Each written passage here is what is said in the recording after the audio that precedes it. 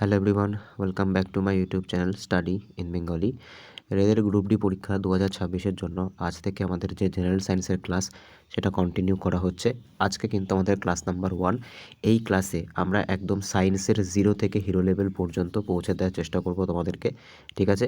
তো এই যে ক্লাসগুলো আছে এগুলো কিন্তু একদম এক্সামের আগের দিন পর্যন্ত চলবে। এখানে কিন্তু আমরা একদম জেনারেল সায়েন্সের বেসিক থেকে অ্যাডভান্স লেভেল পর্যন্ত যাব। তাহলে চলো শুরু করি আজকের প্রথম প্রশ্ন। দেখো আজকের প্রথম প্রশ্ন কি বলছে, যে কোন ভিটামিনের অভাবে মানুষের রিকেট রোগ হয়? Vitamin A, vitamin B, vitamin C এবং ভিটামিন ডি।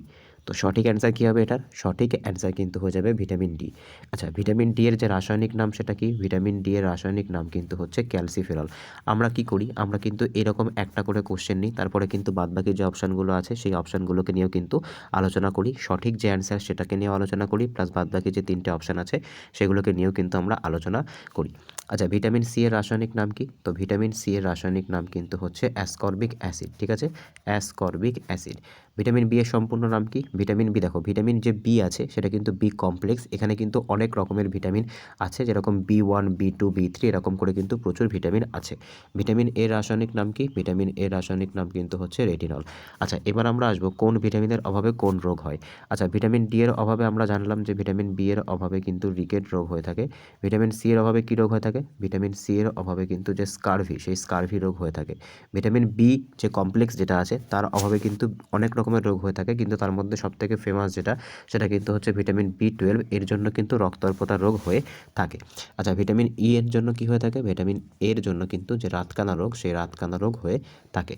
পরবর্তী প্রশ্ন দেখব কি বলেছে, যে পর্যায় সারণীর কোন গ্রুপকে নোবেল গ্যাস বলা হয়? দেখো যে পিরিয়ডিক টেবিল যেটা আছে, যেটাকে আমরা পর্যায় সারণী বলে থাকি, সেই পর্যায় সারণী থেকে কিন্তু প্রচুর কোশ্চেন পরীক্ষাতে জিজ্ঞাসা করা হয়ে থাকে। পর্যায় সারণী বা পিরিয়ডিক টেবিল, এই পর্যায় সারণী কতগুলো আছে এবং এই পর্যায় সারণী কে কে প্রথম বানিয়েছিল সেখান থেকেও কিন্তু প্রচুর রকমের কোশ্চেন এখানে আসে।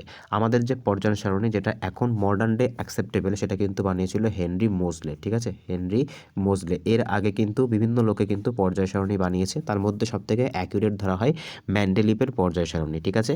আচ্ছা, এইবার এই যে পর্যায় সারণীতে কী থাকে? পর্যায় সারণীতে কিন্তু মোট 7টি পর্যায়, ঠিক আছে? কী থাকে? মোট কিন্তু 7টি পর্যায় থাকে আর 18টি শ্রেণী থাকে। এইবার এই যে দেখো কি বলেছে, যে কোন গ্রুপ, শ্রেণী মানে কি? শ্রেণী মানে কিন্তু হচ্ছে এটাকে ইংরাজিতে বলা হয়ে থাকে গ্রুপ। তো কোন গ্রুপকে নোবেল গ্যাস বলা হয়? তো সঠিক অ্যান্সার কী হবে? তো এটা সঠিক অ্যান্সার কিন্তু হয়ে যাবে যে গ্রুপ নাম্বার 18, ঠিক আছে? এটাকে কি বলা হয়? এটাকে কিন্তু জিরো গ্রুপ, ঠিক আছে? এটাকে জিরো গ্রুপ বা নোবেল গ্যাসের গ্রুপ বলা হয়ে থাকে। জিরো গ্রুপ বা নোবেল গ্যাসের গ্রুপ কিন্তু বলা হয়ে থাকে। আচ্ছা, এই যে গ্রুপ নাম্বার 2 আছে এটাকে কি বলা হয়? তো এটা তো আমাদের সঠিক অ্যান্সার হয়ে গেল। গ্রুপ নাম্বার 2কে কি বলা হয়? এটাকে কিন্তু অ্যালকালাইন আর্থ মেটাল বলা হয়, অর্থাৎ যে ক্ষারীয় মৃত্তিকা ধাতু, ঠিক আছে? এই যে গ্রুপটা আছে এটাকে কি বলা হয়? এটাকে কিন্তু বলা হয়ে থাকে ক্ষারীয় মৃত্তিকা ধাতু। পরবর্তী দেখব কি বলেছে, দেখো এখানে যে গ্রুপ নাম্বার 17, সেই গ্রুপ নাম্বার 17টাকে কি বলা হয়? এটাকে কিন্তু বলা হয়ে থাকে হ্যালোজেন, ঠিক আছে? হ্যালোজেন। আর যে গ্রুপ নাম্বার 1 আছে এটাকে কি বলা হয়? এটাকে কিন্তু বলা হয় ক্ষার ধাতুর গ্রুপ। পরবর্তী প্রশ্ন দেখব কি বলেছে, কোষের শক্তিঘর বা power house of the cell কাকে বলা হয়? তো সঠিক অ্যান্সার কী হবে? এটা সঠিক অ্যান্সার কিন্তু হচ্ছে মাইটোকন্ড্রিয়া। মাইটোকন্ড্রিয়াকে কি বলা হয়? Power house of the cell বলা হয়, তার কারণ মাইটোকন্ড্রিয়া থেকে কি তৈরি হয়?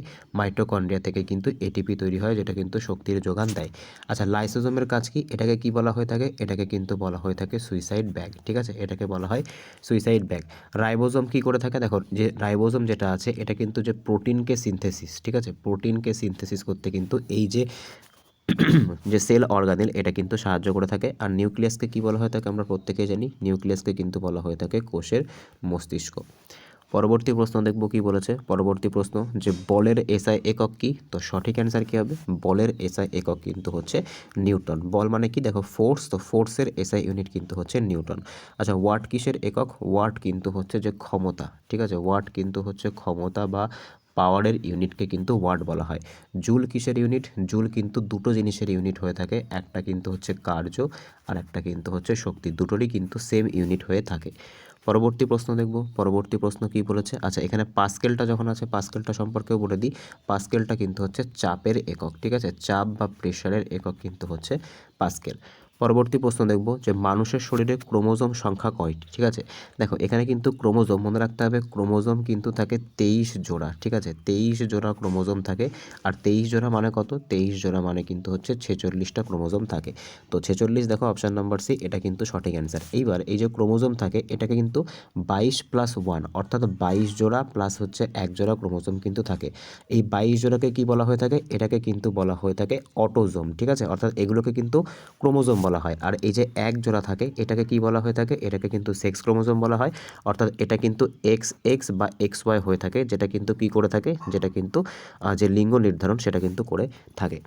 পরবর্তী প্রশ্ন দেখবো আজকে 6 নম্বর প্রশ্ন, যে শব্দের গতিবেগ সবথেকে বেশি কোথায় হয়ে থাকে?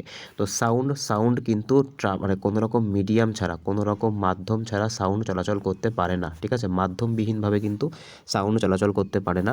তো শব্দের গতিবেগ সবথেকে বেশি কোথায় হয়ে থাকে? তো মনে রাখতে হবে, মাধ্যম যত কঠিন হবে শব্দের গতিবেগ কিন্তু তত বাড়বে। তো সবথেকে বেশি কিন্তু কঠিনে করবে।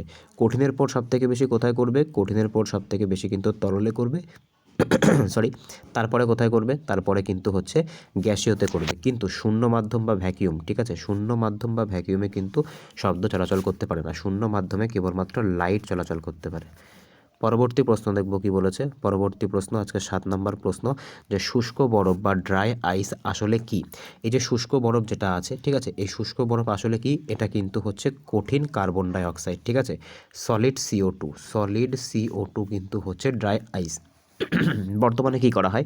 বর্তমানে কিন্তু এই ড্রাই আইসকে প্রচুর পরিমাণে ব্যবহার করা হয়। তার পেছনের কারণ হচ্ছে, নর্মাল যে বরফ থাকে সেটা কি হয়? নর্মাল বরফ কিন্তু খুব তাড়াতাড়ি গলে যায়, কিন্তু এই যে সলিড যে CO2 আছে, কঠিন যে কার্বন ডাইঅক্সাইড, এটার যে গলার টেম্পারেচার সেটা কিন্তু -20°C, ঠিক আছে। তো সেক্ষেত্রে কিন্তু এই বরফটা নর্মাল যে বরফ থাকে সেটার থেকে অনেক বেশি ঠান্ডা হয়ে থাকে আর অনেক বেশি কিন্তু লং লাস্টিং হয়ে থাকে। পরবর্তী প্রশ্ন দেখব যে রক্তের পিএইচ এর মান কত? তো সঠিক অ্যান্সার কী হবে? সঠিক অ্যান্সার কিন্তু হচ্ছে রক্তের পিএইচ এর মান কিন্তু হচ্ছে 7.4। আচ্ছা, পিএইচ স্কেল সম্পর্কে তোমাদের একটা ধারণা দিয়ে রাখি। দেখো এই যে পিএইচ স্কেল যেটা থাকে সেখানে কিন্তু মাঝে কি থাকে? এখানে 0 থেকে শুরু হয়, মাঝে থাকে 7 আর এখানে কিন্তু হচ্ছে 14। যদি কোনো একটা সলিউশন বা যদি কোনো একটা এলিমেন্টের যদি কম্পাউন্ড যদি এই দিকে 0 থেকে 7-এর মধ্যে হয়ে থাকে, যত 7 থেকে এই দিকে আসবে বা দিকে সরবে তত কিন্তু তার পিএইচ এর মান কমবে। আর যত পিএইচ এর মান কমবে সেটা কিন্তু অ্যাসিড হবে। আর 7 থেকে 14-এর দিকে যখন যাবে তত কিন্তু তার যে বেসিক অর্থাৎ যে ক্ষারের পরিমাণ সেটা কিন্তু বাড়বে। তো 7-এর কম হলে এক কথায় আমরা বলতে পারি অ্যাসিড হয়, এবং 7-এর বেশি হলে কিন্তু সেটা ক্ষার হয়। তো রক্ত কি? রক্ত কিন্তু একটা ক্ষারীয় যোগ কলা, রক্ত কিন্তু একটুখানি ক্ষারীয়, সেই কারণের জন্য কিন্তু এর পিএইচ হচ্ছে 7.4। পরবর্তী প্রশ্ন দেখব কি বলেছে, যে লেন্সের ক্ষমতার একক কি? তো দেখো লেন্স বা লাইটের যে চ্যাপ্টার সেটা কিন্তু রেলের গ্রুপ ডি পরীক্ষার জন্য খুবই ইম্পর্ট্যান্ট একটা চ্যাপ্টার। আগের বছর যখন তোমাদের ক্লাসগুলো করিয়েছিলাম, মানে এই যে কদিন আগে যে রেলের গ্রুপ ডি পরীক্ষাটা হয়ে গেল, সেখানে কিন্তু প্রচুর কোশ্চেন আমাদের এই ক্লাস থেকে এসছে। তো সেক্ষেত্রে কিন্তু তোমাকে কনসেপ্টটা মনে রাখতে হবে। তো দেখো লেন্সের যে ক্ষমতা, সেই লেন্সের ক্ষমতা মাপার এককের নাম কি? তো সঠিক অ্যান্সার কিন্তু হচ্ছে ডায়াপ্টার, ঠিক আছে। এটাকে কিন্তু ডি দিয়ে প্রকাশ করা হয়ে থাকে। তো ডায়াপ্টার এককে কি করা হয়? ডায়াপ্টার এককে কিন্তু লেন্সের যে ক্ষমতা সেটা কিন্তু মাপা হয়ে থাকে। আচ্ছা, লেন্সের যে ক্ষমতা, সেই লেন্সের ক্ষমতা বের করতে গেলে কি করতে হবে? ক্ষমতা বা পাওয়ার বের করতে গেলে কিন্তু লেন্সের কথা বলছি, 1/ফোকাল লেন্থ করতে হবে। এই যে অঙ্কগুলো আছে এগুলো কিন্তু ফিজিক্সের সব অঙ্ক, এগুলো কিন্তু প্রত্যেক দিন আস্তে আস্তে করে তোমাদের একদম বেসিক থেকে শুরু করে কিন্তু অ্যাডভান্স পর্যন্ত, 0 থেকে হিরো লেভেল পর্যন্ত কিন্তু শেখানো হবে। পরবর্তী প্রশ্ন দেখব। আচ্ছা, বাদবাকি যে ইউনিটগুলো আছে আমরা ইউনিটগুলো সম্পর্কে একটু জেনে নিই।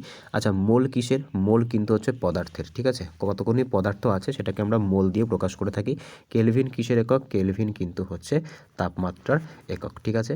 পরবর্তী প্রশ্ন দেখব কি বলেছে আজকে 10 নম্বর প্রশ্ন, যে পরমাণুর নিউক্লিয়াসে কি কি থাকে? দেখো আমরা জানি যে পরমাণুর যে স্ট্রাকচারটা থাকে সেখানে কি থাকে? সেখানে কিন্তু একটা নিউক্লিয়াস থাকে। আর নিউক্লিয়াসের চারপাশ দিয়ে কি থাকে? নিউক্লিয়াসের চারপাশ দিয়ে কিন্তু যে ইলেকট্রন সেগুলো কিন্তু ঘুরে বেড়ায়, ঠিক আছে। আচ্ছা, এই যে সেলগুলো, এই সেলগুলো কিন্তু এই যে কে সেল, এল সেল, এম সেল এরকমভাবে নাম দেওয়া থাকে। এই সেলগুলোতে কি হয়? এই সেলগুলোতে কিন্তু ইলেকট্রনরা ঘুরে বেড়ায়। আর যেটা নিউক্লিয়াস থাকে, এই নিউক্লিয়াসের মধ্যে কিন্তু প্রোটন আর নিউট্রন থাকে, ঠিক আছে। প্রোটন আর নিউট্রন একসঙ্গে কিন্তু ইন্টারমলিকুলার যে ফোর্স অর্থাৎ যে ইলেকট্রোস্ট্যাটিক ফোর্স, সেই ফোর্স দিয়ে কিন্তু একদম টাইটলি প্যাকড আপ থাকে। তো সঠিক অ্যান্সার কী হবে? সঠিক অ্যান্সার কিন্তু হচ্ছে অপশান সি, যে নিউক্লিয়াসের মধ্যে কিন্তু প্রোটন এবং নিউট্রন থাকে আর ইলেকট্রনগুলো কিন্তু বাইরে দিয়ে ঘুরে বেড়ায়। পরবর্তী প্রশ্ন দেখব কি বলেছে আজকের 11তম প্রশ্ন, যে পেন্সিলের শীষ তৈরিতে কোনটি ব্যবহার করা হয়? তো সঠিক অ্যান্সার কী হবে? সঠিক অ্যান্সার কিন্তু হচ্ছে গ্রাফাইট। ঠিক আছে, পেন্সিলের শীষ তৈরিতে কিন্তু গ্রাফাইট ইউজ করা হয়ে থাকে। পরবর্তী প্রশ্ন দেখব কি বলেছে, মানবদেহের বৃহত্তম গ্রন্থি বা গ্ল্যান্ড কোনটা? তো সঠিক অ্যান্সার কী হবে? সঠিক অ্যান্সার কিন্তু হচ্ছে সবথেকে বড় গ্রন্থি কিন্তু হচ্ছে লিভার বা যকৃৎ। ঠিক আছে, লিভার বা যকৃৎ। আচ্ছা, থাইরয়েড কোথায় থাকে? থাইরয়েড কিন্তু আমাদের গলাতে থাকে। এখান থেকে কিন্তু যে থাইরক্সিন হরমোন সেটা নিঃসৃত হয়। পিটুইটারিকে কি বলা হয়ে থাকে? তো মনে রাখতে হবে পিটুইটারিকে কিন্তু বলা হয়ে থাকে মাস্টার গ্ল্যান্ড। ঠিক আছে, কি বলা হয়? পিটুইটারিকে কিন্তু বলা হয়ে থাকে মাস্টার গ্ল্যান্ড। পরবর্তী প্রশ্ন দেখব কি বলেছে আজকের 13তম প্রশ্ন, যে নিউটনের প্রথম গতিসূত্রটি কি নামে পরিচিত? জাড্য ধর্ম, শক্তির নিত্যতা সূত্র, ভরবেগের সূত্র নাকি মহাকর্ষ সূত্র? দেখো, যে প্রথম সূত্রটা আছে সেটাকে কি বলা হয়? সেটাকে কিন্তু বলা হয়ে থাকে জাড্য সূত্র বা জড়তা সূত্র, বা এটাকে কিন্তু ল অফ ইনার্শিয়া বলা হয়ে থাকে। এটার মেন ফ্যাক্টর কি? এটা কিন্তু আমাদেরকে এটাই বলে যে কোনো বস্তুকে যদি বাইরে থেকে বল প্রয়োগ না করা হয় তাহলে স্থির বস্তু চিরকাল স্থির, এবং যেটা কিন্তু চলমান বস্তু সেটা সারা জীবন চলতে থাকবে।